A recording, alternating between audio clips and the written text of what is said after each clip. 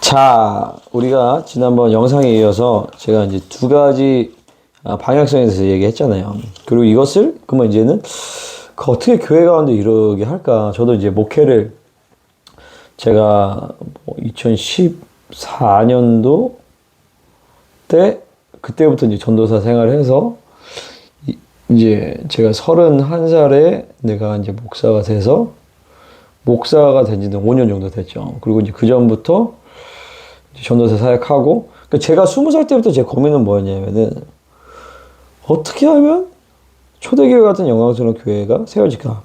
그리고 그런 어떤 모델들도 봤고, 또 그런 어떤 모델들의 또 한계도 보고, 물론 이제 완벽한 교회는 세상에 없으니까. 그러면서 어떻게 하면 이제 교회의 설계가 온전한 설계가 되어질까? 이제 저의 이제 그런 고민이었죠. 그 설계가 있다는 것은 이제 어떻게 실체화할까? 그러면서 제가 이제 믿음의 선배들의 어떤 그런 가르침과 또 내 나름대로 정리되어서 그런 것들을 이제 시스템이 필요하구나라는 것을 봤어요. 그래서 시스템을 때로는 3개, 때로는 4가지 필요하다, 때로는 6가지가 필요하다.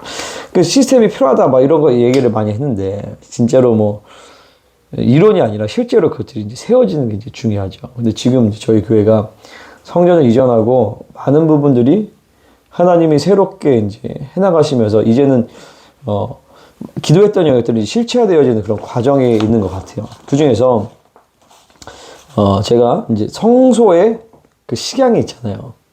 성소에 3가지 기물이 있습니다. 진설병이 있고 분향단이 있고 메노라가 있어요.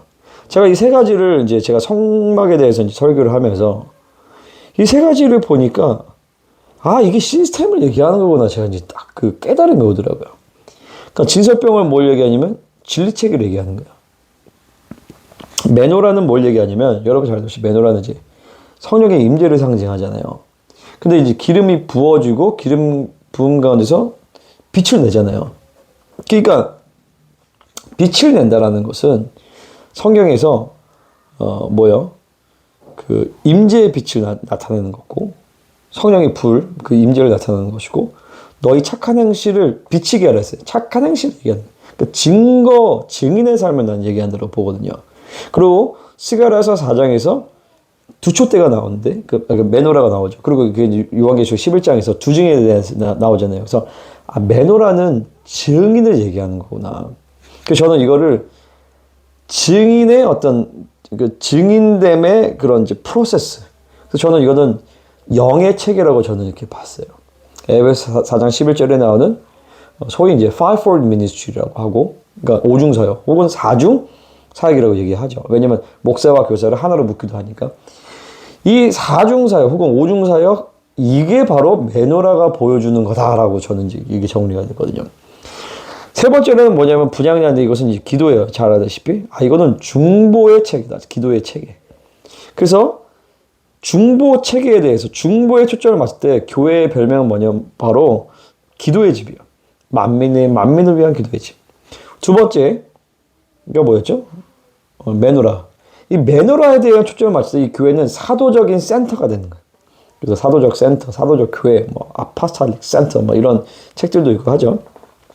그리고 아까 처음에 그 진설병, 진리체계에 대한 초점을 맞출 때 교회의 별명은 뭐냐면 바로 진리사수의 터, 진리의 기둥 터, 진리사수의 터가 되어지는 거죠. 이게 사실 교회에 주어진 3가지 시스템인데 그렇다면 이것들이 이제 어떻게 세워지는가 이게 제가 이제 고민이었죠. 물론 이제 부분적으로는 하나님이 우리 교회에 세우시게 하고, 근데 제가 보면서 이 3가지 영의 체계, 삶의 체계, 중보 체계 다 좋은데, 그러면 이것들이 실제적으로 우리 삶 가운데 이제 어떻게 적용이 되고 어떻게 이제 나타날까라고 봤을 때 삶의 체계가 있어야 된다라고 제가 이제 그렇게 느낀 거죠.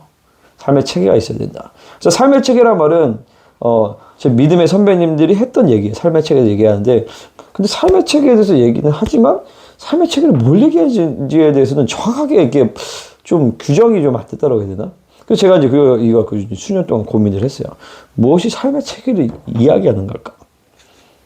그러면서 삶은 그 예배인데, 예배와 삶 가운데서 그 예배가 어떻게 이제 우리의 삶 가운데 녹아지어지는지를 그게 삶의 체계인 것 같다라고 제가 이제 정리가 됐는데, 그게 보니까 그게 맞는 것 같더라고요. 그래서 삶의 체계. 그러니까 성경에서 삶과 예배를 분리시키지 않고 이거에 대해서 어떻게 얘기하는가를 보니까 이거에 대한 비밀이 모세의 오경에 나오는 거예요.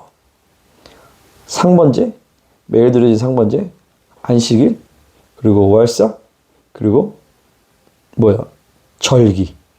이 네 가지의 삶의 시스템이 예배 시스템이죠.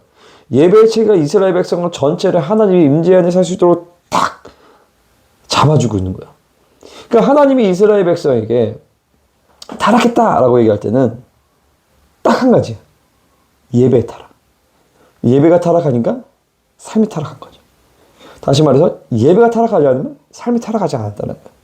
그러니까 이 예배, 우리의 삶의 체계가 얻어서 이 네 가지의 이 예배의 체계가 쫙 잡혀지면 그 삶이 성령과 말씀에 의해서 살게끔 그 다음부터는 삶의 체계, 진리 체계, 영의 체계가 풀어지게끔 되어 있다라는 것이죠.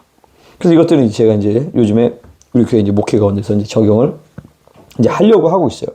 그래서 그거에 대해서 좀 함께 나누기를 원하는데 이게 분량이